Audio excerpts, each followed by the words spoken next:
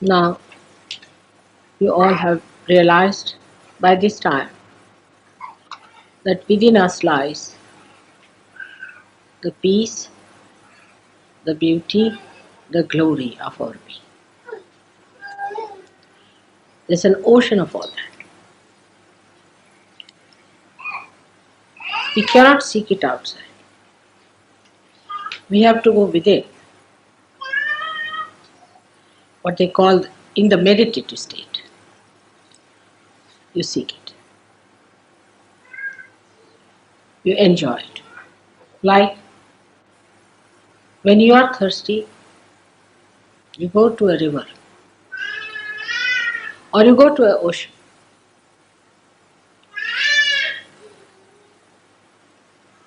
And try to quench your thirst. But even the ocean cannot give you sweet water. So,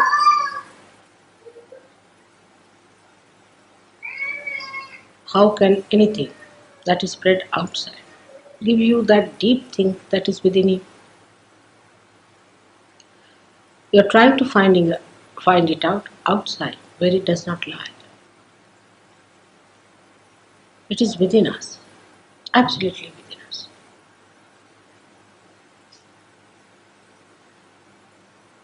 It is so simple because it is your own. It is within your reach, just there. Whatever you have been doing,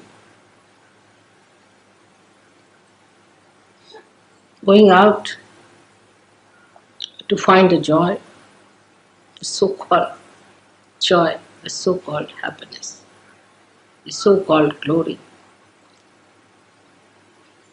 of worldly powers and worldly possessions.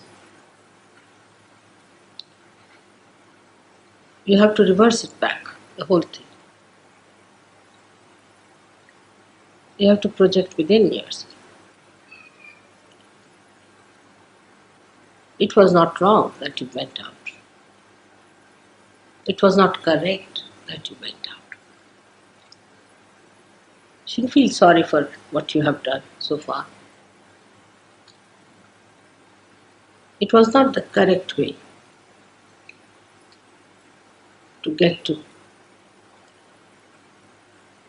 the real joy of life, the real glory of your being.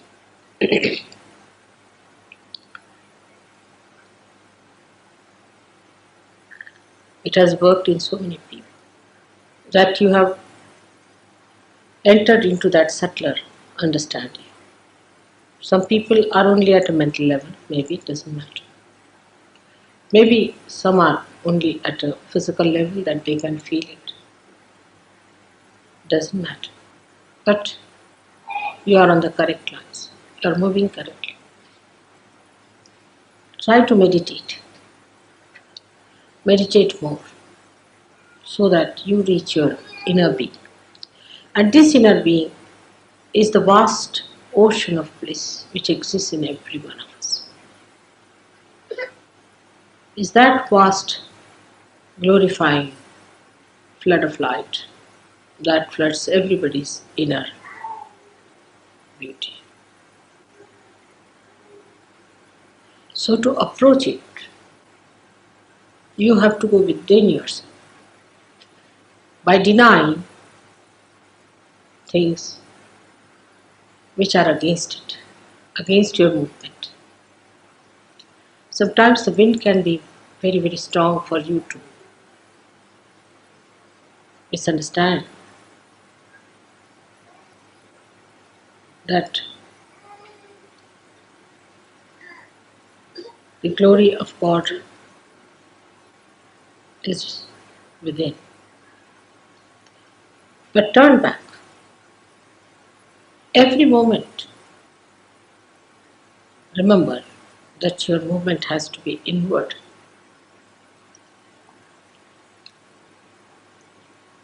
When you move inward,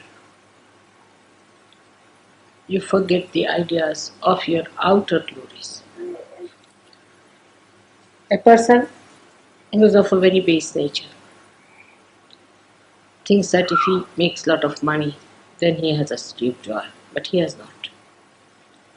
He's the most unhappy person if you go and see him. He's worried about small, small things of life. You must have heard that people who are very rich are kleptomaniacs. They are worried, they are very miserly. They are worried about a needle here and there.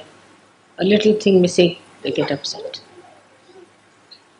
They have so many habits that they can't live without it. So riches have brought always a curse on human beings.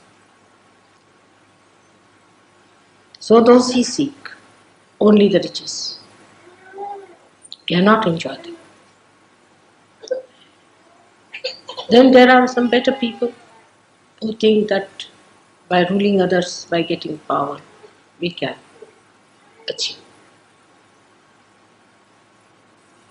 a very great position in life. They too, as you fail, you have seen what happens to them.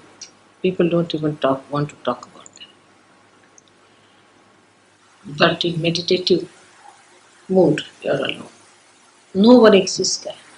You alone. And once you enter into that ocean, then the whole world becomes your family. The whole world is your own manifestation. All the children become your children,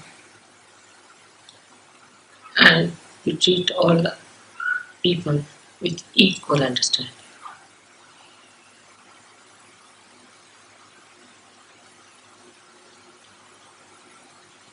The whole expansion takes place when you enter inside your spirit and start seeing through the eyes of the spirit.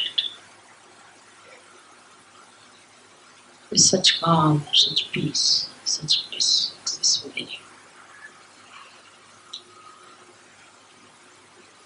You have to be ready for that journey.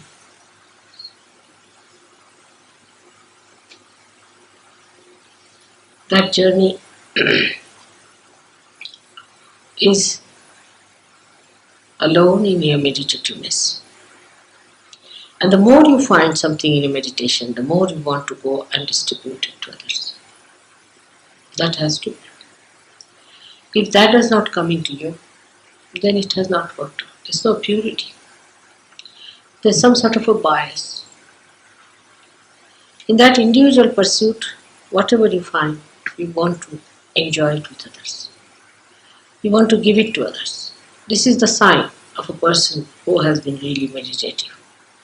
The one who is meditative and has not been able to distribute what he has found is cheating himself and cheating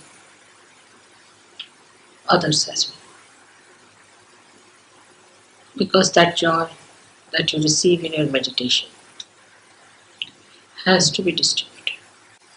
You don't have to spend too much time on meditation. But whatever you spend time, whatever you gain, has to be visible outside.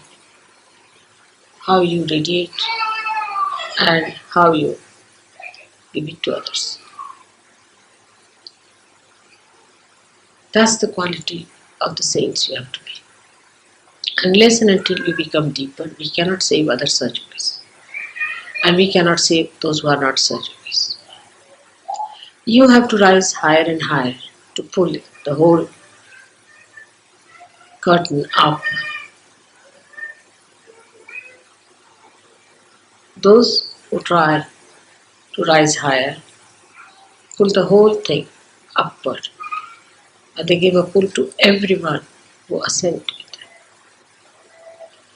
So just try to keep your aim clear cut. You must understand what is your aim in life as surgeries. Now you are changed people.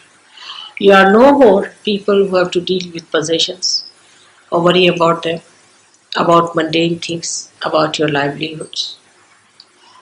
You are no more people who have to worry too much about your health and things on your personal lives. You are not to worry also about your jobs so much. That's not important. And last of all, not to worry about your family, children, husband, wife, and find a pocket for you to hide into it. Because the only thing where you can really hide yourself is the love of God, where you can really get the